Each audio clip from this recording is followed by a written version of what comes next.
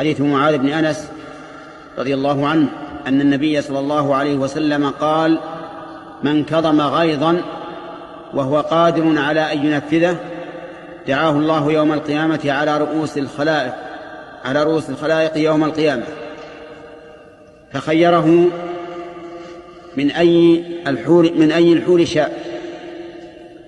فالغيظ هو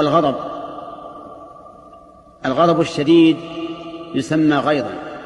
فإذا اغتاظ الإنسان من شخص وهو قادر على أن يفتك به ولكنه ترك ذلك ابتغاء وجه الله وصبرا على ما حصل له من أسباب الغيظ، فله هذا الثواب العظيم أنه يدعى على رؤوس الخلائق يوم القيامة يخير من أي الحور شاء.